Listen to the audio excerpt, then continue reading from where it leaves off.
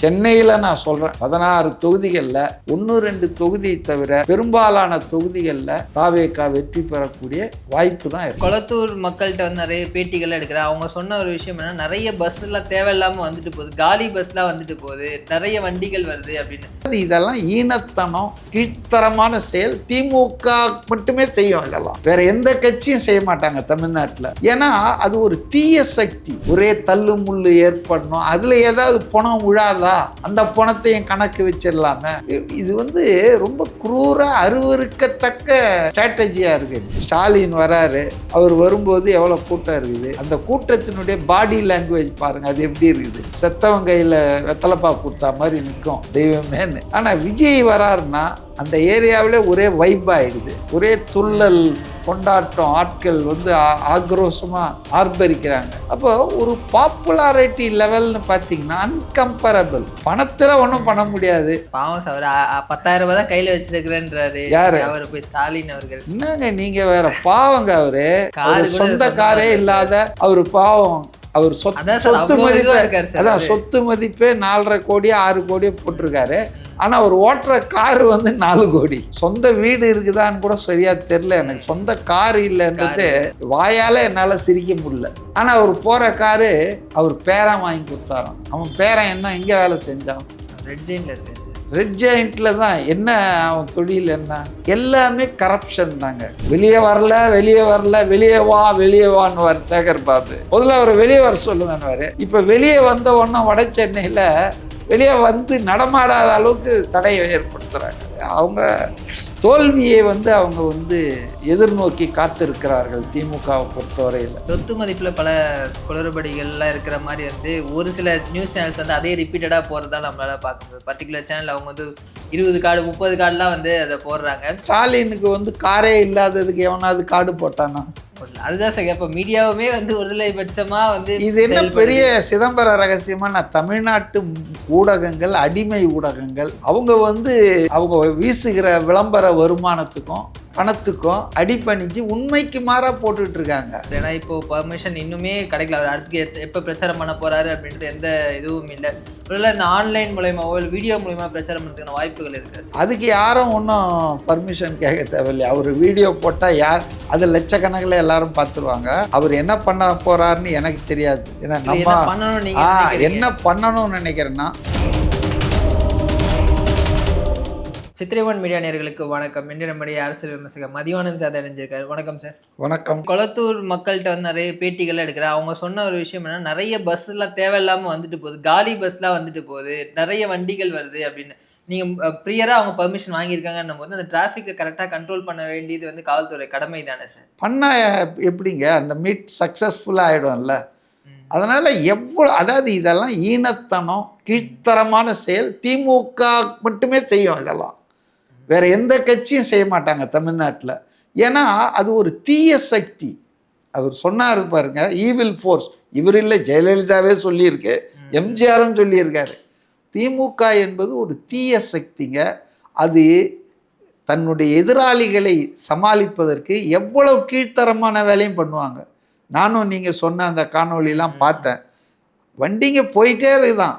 இப்போ முதல்வர் ஒரு இடத்துல கூட்டம் போடுறாரு, இல்லை பழனிசாமி ஒரு இடத்துல ஸ்டாப் பண்ணிடுவாங்கல்ல, ஒரு அரை மணி நேரத்துக்கு முன்னால் ஸ்டாப் பண்ணிடுவாங்கல்ல. ஏன் உதயநிதி ஸ்டாலின் ரோடே பிளாக் பண்ணி ஸ்டேஜ் போட்டு கூட்டம் நடத்துவார? அப்போல்லாம் வந்து உடனே எல்லாம் பண்ணுவாங்கல்ல. ஸோ வேணும்னு தான் இதெல்லாம். அதாவது ஒரு கயாட்டிக் சிச்சுவேஷன் உருவாக்கணும், ஒரே தள்ளு முள்ளு ஏற்படணும், அதில் ஏதாவது பணம் விழாதா, அந்த பணத்தையும் கணக்கு வச்சிடலாமே. இது வந்து ரொம்ப குரூராக அருவருக்கத்தக்க ஸ்ட்ராட்டஜியாக இருக்குது. டிஎம்கே வந்து அது வந்து அரசியல் ரீதியாக விஜயை எதிர்க்கலாம், விமர்சிக்கலாம், போட்டி போடலாம், தப்பே கிடையாது. ஆனால் ஒரு லெவல் பிளேயிங் ஃபீல்டுன்னு சொல்லுவாங்க தேர்தலில்.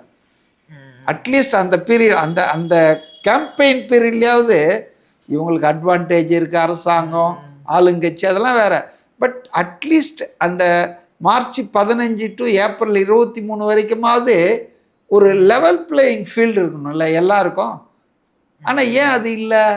அது இல்லாத காரணம் திமுக என்ற தீய சக்தி இன்னைக்கு வந்து விஜய்யுடைய அரசியல் செல்வாக்கை கண்டு பயப்படுது, மிரளுது.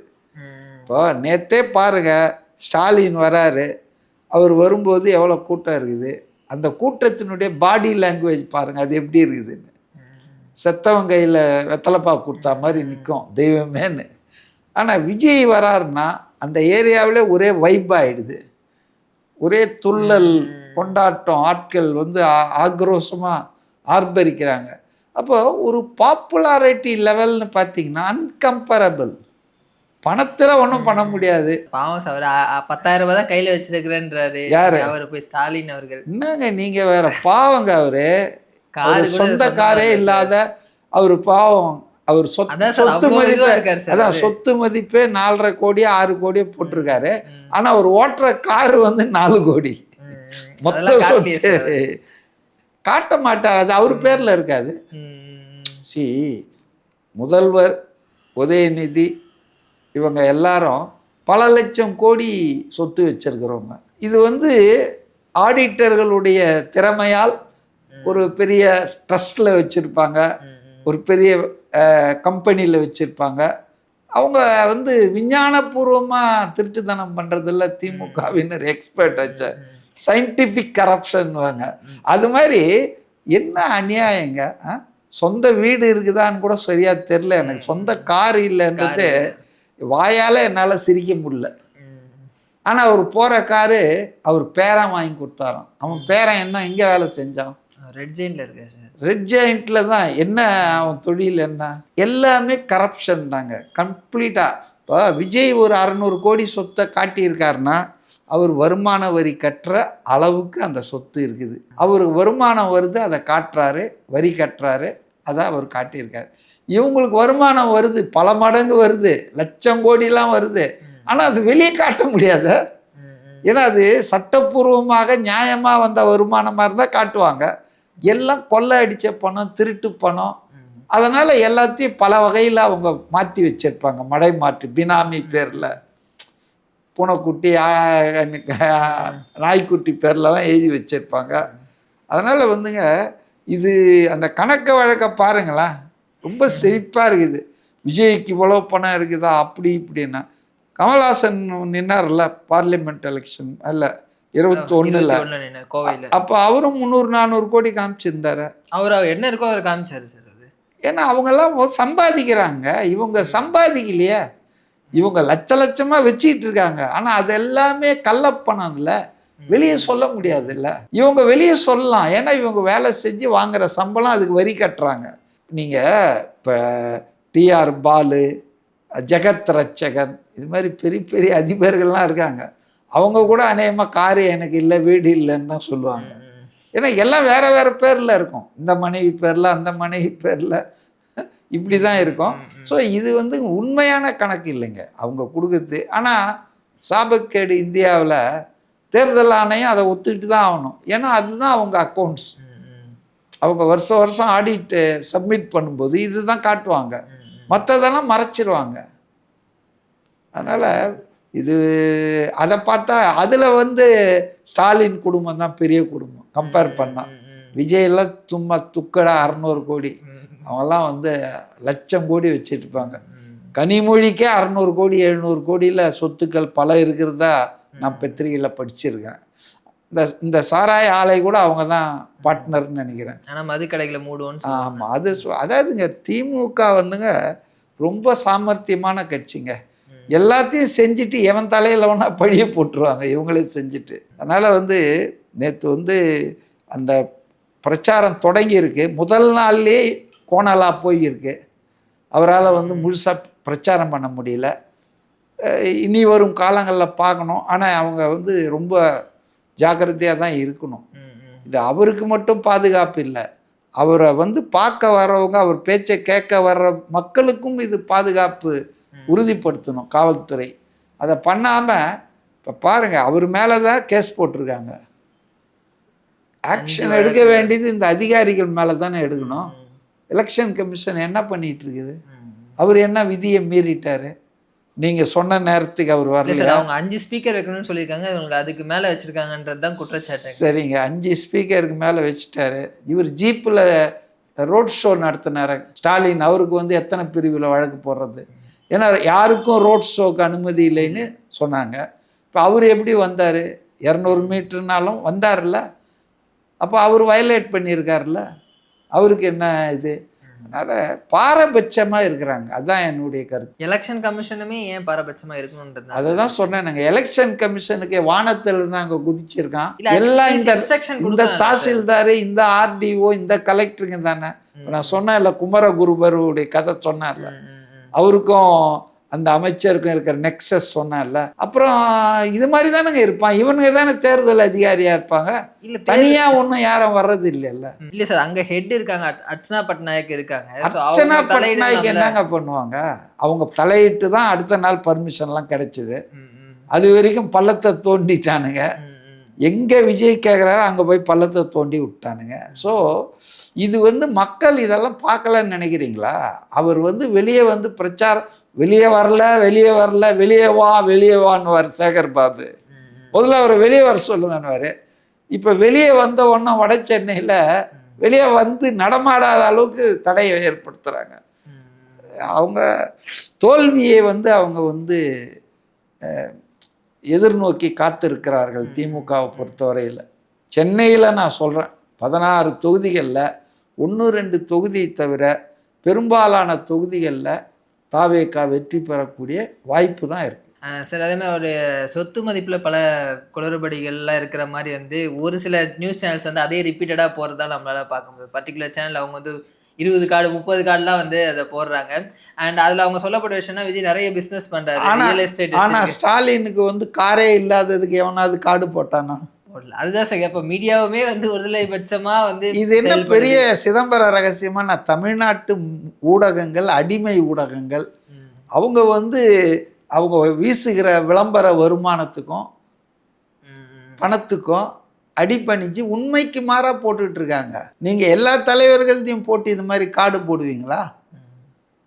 இதெல்லாம் உண்மைதானா?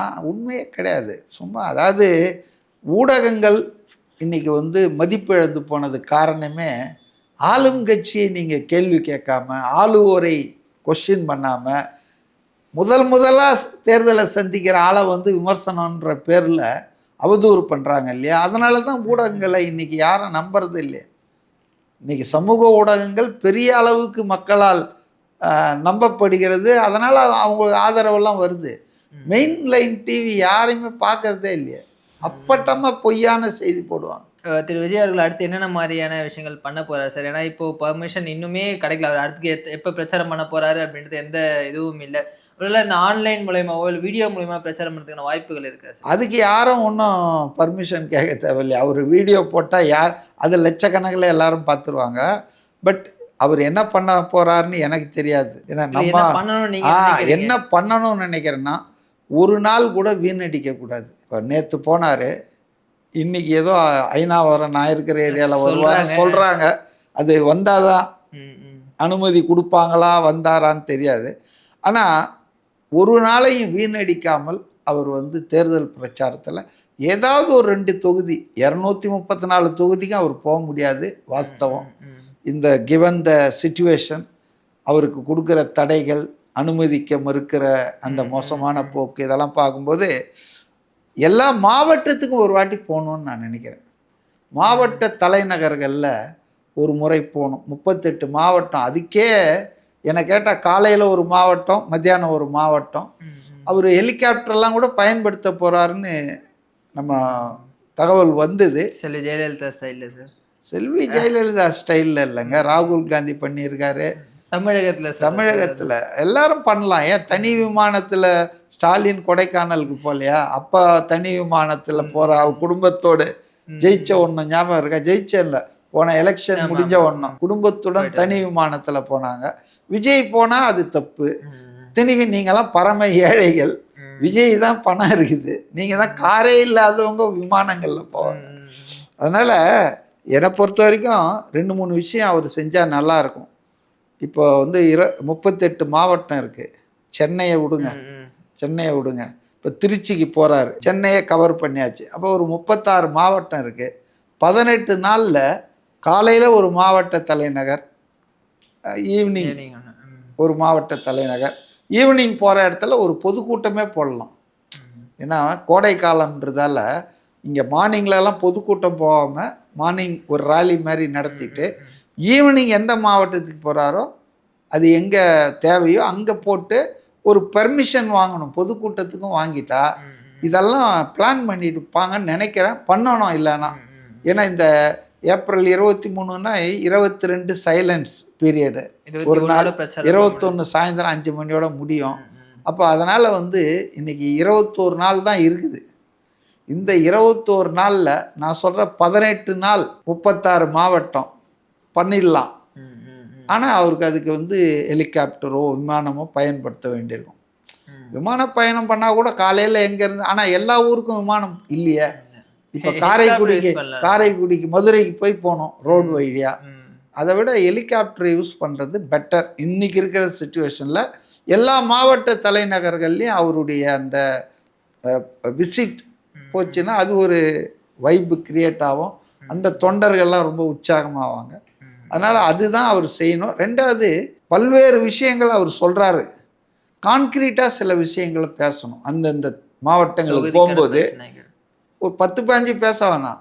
இப்போ திருச்சி மாவட்டம்னா அந்த மாவட்டத்தில் இருக்க 2 அமைச்சர்கள் என்ன பண்ணிட்டு இருக்காங்கன்றத பேசணும். திமுக அமைச்சர்கள் ஒவ்வொரு மாவட்டத்திலும் இருக்காங்க இல்லையா, அவங்க இல்லாத மாவட்டமே இல்லை. அப்போ அவங்க எல்லாம் என்ன பண்ணிட்டு இருக்காங்க?